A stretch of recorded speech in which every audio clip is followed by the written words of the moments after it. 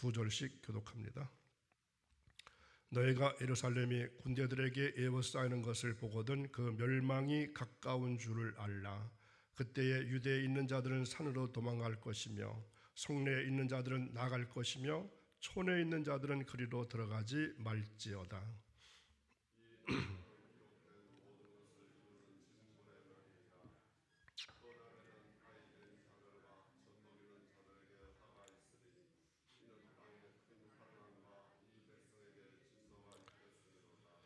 그들이 칼날에 죽임을 당하며 모든 이방에 사로잡혀 가겠고 예루살렘은 이방인의 때가 차기까지 이방인들에게 밟히리라.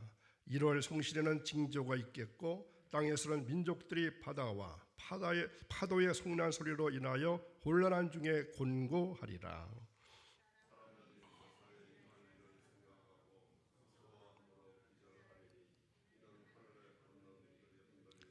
이어서 있습니다. 그때의 사람들이 인자가 구름을 타고 능력과 큰 영광으로 오는 것을 보리라. 이런 일이 되기를 시작하거든 일어나 머리를 들라. 너의 속량이 가까웠느니라 하시니라. 아멘. 오늘도 새벽을 깨우고 거룩한 눈에 오르신 여러분, 하나님을 위해서 위대한 일을 시도해 보시기 바랍니다. 그리고 하나님으로부터 위대한 것을 기대하시는 복된 한 날이 이어지기를 주님의 이름으로 축원합니다. 오늘 말씀의 제목은 일어서서 머리를 들어라, 이러한 제목으로 주신 말씀 상고할 때에 큰 은혜 되시길 바랍니다.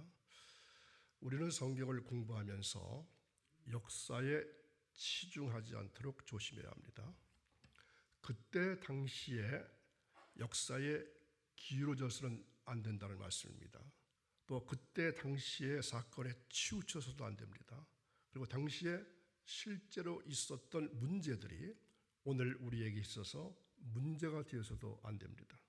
다만 이 말씀이 오늘 나에게 성경이 되어야 하고 진리가 되어야 합니다.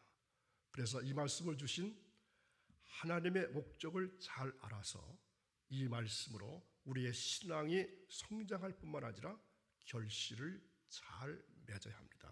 자, 20절 보면은 예루살렘이 군대에게 포위당하는 것을 보거든 그 도성이 파멸이 온 줄로 알라고 말씀하십니다. 예루살렘이 군대에 에워싸이게 되는 것은 왜 그럴까요? 예수님을 십자가에 못 박았기 때문입니다. 에워싸이는 것은 원을 짓다 또는 포위하다, 이런 말에서 나왔습니다. 에워싸이는 시점은 바로 현재 상태를 말합니다. 결국 주님께서 이 말씀을 한 지 몇 해 안 되어서 예루살렘은 망하고 말았습니다. 주 70년에 로마의 티토 장군이라는 사람에 의해서 예루살렘은 망하고 맙니다. 이 당시에 110만 명이 학살당했다고 합니다. 9,700명이 포로로 끌려갔다고 전해집니다. 포위 당시에 예루살렘의 인구는 약 60만 명에 지나지 않습니다. 그런데 죽은 사람은 110만 명이 넘었습니다. 왜 그럴까요? 이렇게 엄청난 참상이 벌어진 것은 유월절을 지키기 위해서 많은 인파가 몰려든 데다가 예루살렘 인근의 사람들이 살기 위해서 도성으로 밀려들었기 때문입니다. 그런데 이런 상황에서도 기독교인들은 예수님의 말씀에 순종해서 요단 동편의 펠라 지역을 하는 것으로 피신했기 때문에 로마 군인들이 예루살렘 성을 함락시키고 또 시민들을 무참히 살해할 때에도 성 안에서 죽은 자가 없었다고 하는 것입니다. 사실 로마 군대가 성을 에워싸는 상황에서 이 성내에서 밖으로 나가는 것은 쉽지가 않았을 것입니다. 그런데 주님의 말씀을 기억해서 성 안에 있다가 나간 자들과 성내로 들어가지 않은 자들은 모두 죽음을 피했습니다. 자, 이것을 통해서 무엇을 깨달을 수 있겠습니까? 환난 중에도 말씀에 순종할 것 같으면 하나님의 은혜를 누릴 수 있다는 것입니다. 하나님의 말씀은 형통할 때만 순종하는 것이 아닙니다. 말씀대로 살면은 조롱을 당하거나 박해를 받는 상황에서도 순종할 수 있어야 합니다. 일이 잘 되든 안 되든 사는 길은, 우리가 살 수 있는 길은 오직 하나님의 말씀에 순종하는 길밖에 없습니다. 하나님 말씀에 순종하는 길만이 우리가 영원토록 사는 길입니다. 지금도 이 말씀처럼 우리가 사는 어느 도시가 이렇게 망한다는 것을 말하는 것이 아닙니다. 언제든지 중요한 것은 나 자신의 심령의 문제라 할 수 있습니다. 이것이 성경을 주신 하나님의 거룩한 섭리입니다. 성경에 이 소돔과 고모라가 멸망당한 것이 기록되어 있습니다. 너무나 잘 아시는 말씀이죠. 그러나 이 소돔과 고모라가 내 마음을 뜻하는 말씀으로 하신 것이지 어느 지역을 가리켜서 한 말씀이 아니라고 말씀드리면 이해하실 수 있을까요? 소돔과 고모라 같이 타락하고 부패한 나의 심령의 상태를 의미하는 말씀으로 하셨다는 것입니다. 이와 마찬가지로 오늘 말씀이 나오는 예루살렘도 어느 한 지역을 말하는 것이 아니라 하나님과 나와의 관계가 은혜와 축복과 감사로 잘 된 것을 뜻하는 말씀입니다. 그런데 주님은 이러한 예루살렘이, 즉 나의 심령이 군대에 의해서 포위를 당하게 되어서 파멸되었다는 말씀입니다. 여기서 말하는 군대도 역시 세상의 군대가 아니라 사탄의 역사를 말씀하시는 것입니다. 그러니까 원수와 대적을 상징하는 말씀입니다. 의미는 단일, 똑같아야 하는데 여기서는 의미가 아니라 상징일 수가 있습니다. 왜냐하면 군대를 상징하는 것이 사탄으로도 상징하지만 좋은 것으로도 상징이 되기 때문입니다. 우리가 현실적으로 예를 들어서 말한다면 내가 예배당에 가고 싶어서 견딜 수 없는 마음은 어떤 마음일까요? 바로 예루살렘입니다.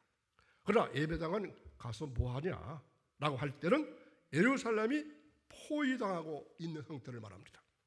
예루살렘이 군대에게 포위당해 있으면 예배당에 꼭 오려고 했고 예배를 꼭 드리려고 했지만 사탄이 포위하고 있다면 할 수 없게 되는 것을 상징적으로 하신 말씀입니다. 대적과 원수들은 우리들의 작심을 3일 만에 무너뜨리려고 합니다. 또 조속으로 변하게 만들려고 합니다. 그래서 어떤 말이 나왔습니까? 작심 3일 또는 조속 변이라는 말도 나오게 되었습니다. 예루살렘을 포위하게 되면 잘해보려고 했던 마음을 뒤엎게 되고 변질될 수가 있습니다. 처음에는 잘하다가 갈수록 못하는 것은 전부 예루살렘이 군대에게 포위당한 현상들입니다. 이렇게 되면 어떻게 할라? 멸망이 가까운 줄을 알고 머리를 들어서 정신을 바짝 차리고 살아야 합니다. 하나님은 이스라엘 백성들에게 예루살렘을 떠나지 말고 예루살렘이 깨지지 않도록 당부하셨습니다. 예수님은 예루살렘 성전이 장차 돌 위에 돌 하나도 남지 않고 무너질 것을 아시고 말씀하셨는데 이 말씀을 들었으면 어떻게 하는 것입니까? 빨리 회개하고 개선하고 온전하게 되어야 하는데 대수롭지 않게 생각했습니다. 이렇게 되면 멸망이 가까울 뿐만 아니라 모면할 수 없게 되는 것입니다. 자, 21절에 보면은 그러면 어떻게 해야 하는 것입니까? 유대에 있는 사람들은 산으로 도망하고 성 안에 있는 자들은 빨리 빠져나가야 한다고 말씀합니다. 예수님께서는 제자들에게 말씀하시길 살기 위하여 도성으로 도망할 것이 아니라 산으로 도망할 것이며 성 안에 있는 자에게는 성에서 나와야 한다고 말씀합니다. 그리고 산골에 있는 사람들은 그 성 안으로 들어가지 말라고 당부하십니다. 여기서 유대에 있는 사람들이란 바로 성도들을 말합니다. 성도들은 예루살렘의 생명과 축복과 은혜를 받은 사람들입니다. 이들은 산으로 도망하라고 하셨습니다.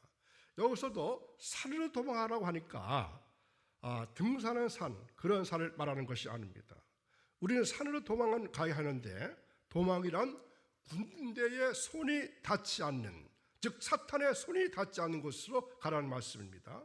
예수님은 기도하시기 위해서 늘 산에 계셨다고 했습니다. 감람산이라고 굳이 말하는 신학자도 있지만 좀 더 상징적으로 말하면 기도하고 계시는 예수님에게로 가야 한다는 말씀입니다. 산에서 기도하시는 예수님을 본받아서 신앙의 침해를 받지 않는 것으로 도망을 하라는 것입니다. 그리고 성 안에 있는 사람들은 빨리 밖으로 나가야 합니다. 남에게 피해를 주고 문제를 일으켰으면 스스로 나갈 줄 알아야지 버티고 있으면 덕을 잃어버리게 됩니다. 성 안에 있는 것은 재앙이 있는 성에 미련을 두지 말라는 말씀입니다. 아무리 해도 덕이 안 되는 일은 붙들고 있으면 안 됩니다. 덕이 안 되면 빨리 벗어날 줄 알아야 합니다. 그리고 산골에 있는 자들은 그 성 안으로 들어가지 말라고 하셨습니다. 산골에 있다는 것은 신앙생활에 있어서 이제 막 신앙생활을 하고 있는 사람들을 말합니다. 즉 처음 신앙생활을 하게 된 사람이죠. 이런 사람들은 아직 분별이나 식별이 둔하기 때문에 성 안으로 들어가면 큰일 납니다. 유대 백성들이 이같이 여러 종류의 여러 계층의 여러 상황에 처해 있는 경우들을 예수님께서 이렇게 말씀하고 계십니다. 그러면서 22절에 보면은 징벌의 날이라고 하셨습니다. 즉 심판을 말하는데 하나님의 심판은 어떤 자들에게 온다는 것입니까? 아이 벤 자들과 젖먹이는 자들에게 문제가 되어서 화가 있다고 말씀합니다. 예수님께서 예루살렘에 큰 환난과 진노가 있을 때에 특별히 아이 벤 자들과 젖먹이는 자들에게 화가 있을 것이라고 말씀하고 있습니다. 자, 예수님은 왜 이렇게 말씀하셨을까요? 여러분 이 말씀을 읽을 때마다 궁금하지 않으셨나요? 왜 아이 벤 자들에게 화가 있다고 말씀했을까요? 보통 아이를 가졌다면 축복이 아닙니까? 그런데 화가 있다는 말씀은 무슨 뜻일까요? 어떻게 해석해야 옳겠습니까? 아이 벤 여자가 칼날에 죽임을 당하는 것을 한번 상상해 보십시오. 한 번의 칼날에 엄마만 죽는 것이 아니라 아이까지, 아이를 벤 자와 젖먹이는 아이가 죽임을 당하는 것보다 끔찍한 장면은 없을 것입니다. 또 왜 젖을 먹이는 자들에게 화가 임할까요? 젖 먹이는 자들은 다른 곳으로 쉽게 피할 수 없기 때문에 그렇습니다. 한마디로 그날은 하나님의 심판을 피할 수도 없기 때문에 가장 끔찍한 날이 될 것이라는 것입니다. 그런데 이 말씀을 다른 의미로도 생각해 볼 필요가 있습니다. 아이 벤 자라고 하니까 임신한 사람들 말을 말씀하는 것은 아닙니다. 이것도 역시 상징적인 말씀인데 탐욕으로 잉태된 상태를 의미합니다. 아무리 권력을 가졌어도 탐욕으로 잉태되지 않았다면 청결하고 청렴하고 신실하게 살 수 있습니다.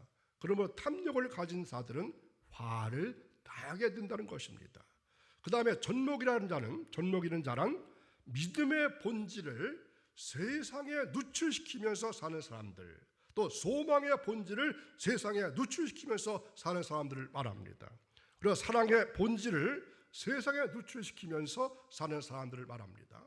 우리는 하늘나라에 이뤄가는 삶이 되도록 해야지 세상에 누출시키는 삶을 살아서는 안 될 것입니다. 하나님께 모든 것을 다 바치고 살아야 하는데 그렇지 않으면 이것은 젖먹입니다.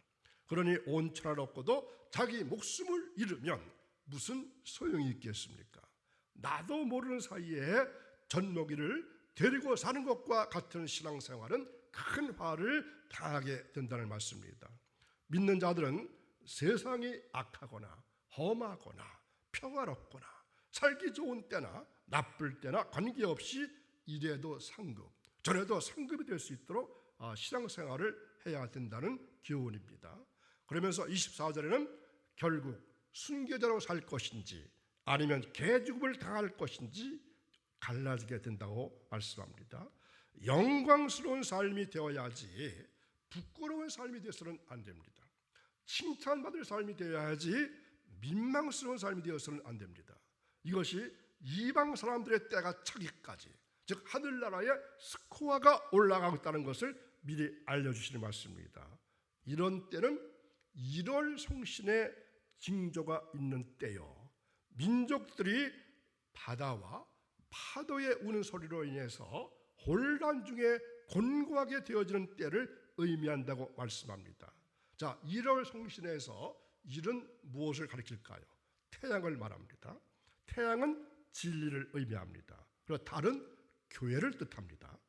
태양의 광채가 달을 통해서 반사되었을 때 그 달이 아름다운 것처럼 진리가 교회를 통해서 반사되면은 그 교회는 참으로 귀한 교회입니다.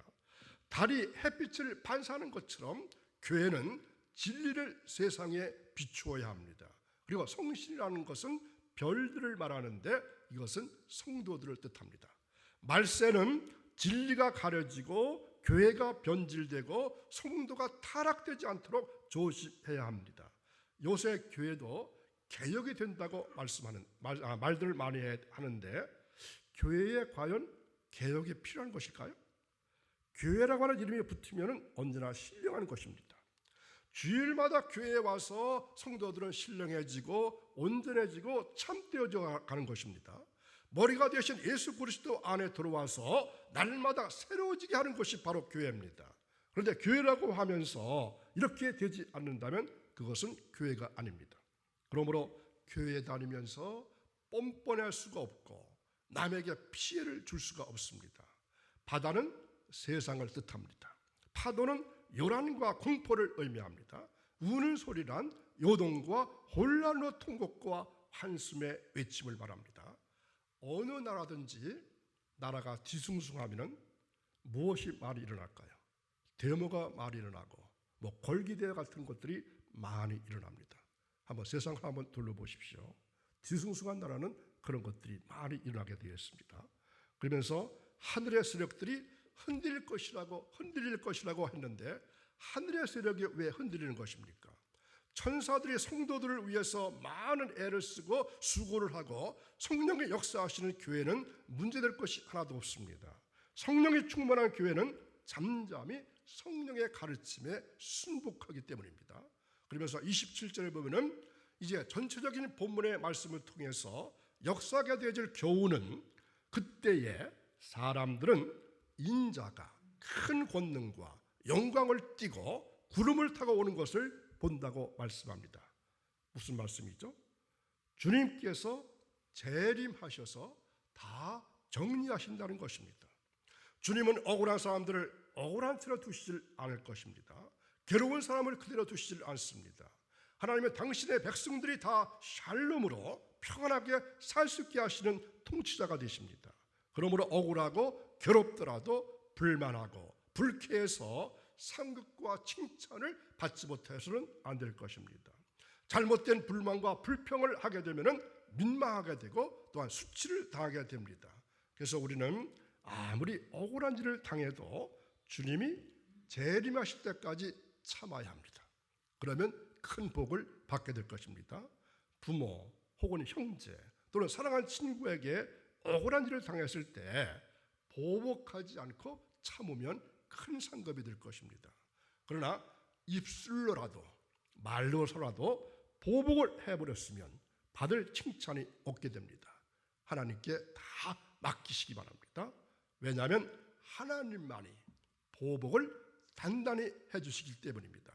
주님이 오실 때까지만 참으면 세상에서 재산 가지고 있으면서 망신을 당하는 것보다 훨씬 낫습니다. 가정에서도 아내의 가슴을 한번 찌르고 속 시원해하는 것은 아주 미련한 짓입니다.